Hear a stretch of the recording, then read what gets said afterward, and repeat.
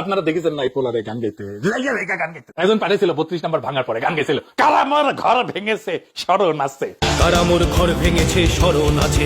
মনে হইতেছে ওর নিজের ঘর ভাঙছে। হাসিনারও এত রাগ মনে হয় নাই। ধানমন্ডি 32 নম্বর তোর ঘর হয় কেমনে রে ভাই? মানে মুজিবের ঘর কেমনে তোর ঘর হয়? জিন্নার ঘরকে আমার ঘর দাবি করতে পারি, আমরা সবাই জানি সেটা, কিন্তু মুজিবের ঘর কেমনে তোর ঘর হয় রে?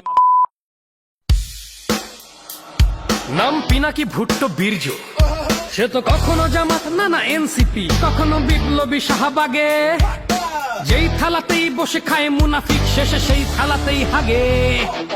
গিরগিটি স্বয়ং ল্যাংটো পীরকে দেখে মুখটা লুকিয়ে বলে, বেটা 3 ইঞ্চি পিঙ্কু একটা জীবনে এত রং বদলালে চলে। মুক্তিযুদ্ধ নিয়ে তার যত মাথা ব্যথা, চিন্না যে আসল বাপ। রাত্রি হলেই ফোনে ল্যাংটো শরীর নিয়ে ক্ষুধার তো যৌন আলাপ। তবে পিঙ্কু কাকুর কাছে গন্ড মূর্খ কিছু আতেল ভক্ত আছে, যেমন নাচায় কাকু মূর্খের দলগুলো পেছন উঁচিয়ে নাচে। বাপমার নামে কাকু উদুম খিস্তি করে, মূর্খেরা ভালোবাসে তাই। অশ্লীল গালি শুনে তার ভক্তরা বলে, জয় হো পিঙ্কু ভাই।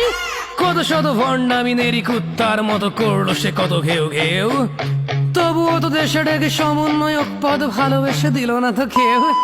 আরে বিবস্ত্র দেখো তার রাত হলে দেখা যায় মোবাইলে ভিডিও কলে।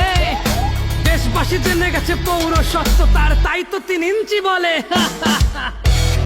ল্যাংটো সুলেমান প্রথমত তার পেটের ভিতরে আবর্জনাগুলো মুখ দিয়ে বের করেছে। তার এই বিভিন্ন বিভৎস গালিগালাজ, এটা তার পারিবারিক শিক্ষা, এ ব্যাপারে আমি কিছু বলবো না। পিঙ্কু বলেছে বঙ্গবন্ধু শেখ মুজিবুর রহমান কালেকটিভ হিস্ট্রির অংশ নয়, জিন্না হচ্ছে তার কালেকটিভ হিস্ট্রির অংশ, যেটা হওয়ারই কথা, আমরা সবাই জানি সেটা।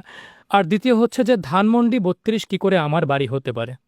প্রথমত 32 নম্বর কোনো ব্যক্তি ঠিকানা নয়, এটা মুক্তিকামী প্রতিটি মানুষের ঠিকানা। তাই শুধু বাংলাদেশ নয়, দক্ষিণ এশিয়া নয়, সমগ্র বিশ্বে যদি বাঙালি জাতি স্বাধীনতার মন্ত্রে মুক্তির মন্ত্রে উজ্জীবিত হয়, তার ঠিকানা হচ্ছে 32 নম্বর। তো সেই হিসাবে 32 নম্বর আমারও ঠিকানা। এই সব চেতনা ওদের শরীরে ঢুকবে না, কারণ ওদের সমগ্র শরীরে শুধু একটাই ফুটো আছে, সেটা তার নিচের ফুটো, যেখানে জিন্না আমার বাপ, আমি পাকসানাদের পাপ, আমি গিরগিটি গুই সাপ, আমার পিছে পাকিস্তানের ছাপ, এই কথাটা ঢুকিয়ে আঙুল দিয়ে ছিদ্রটা বন্ধ করে দেওয়া হয়েছে। তো এইসব চেতনা তাদের শরীরে ঢুকবে না। আর এই পিঙ্কি যে আঙুল তুলে গুতিয়ে গুতিয়ে বাংলার বিভিন্ন মানুষের মা বাবাকে তুলে বিভৎস গালিগালাজ করে, যদি পিঙ্কি কোনোদিন বাংলায় আসে, বাংলার জনগণ তার এই আঙুলটাকে তার পশ্চাৎ দেশে প্রবেশ করাবে।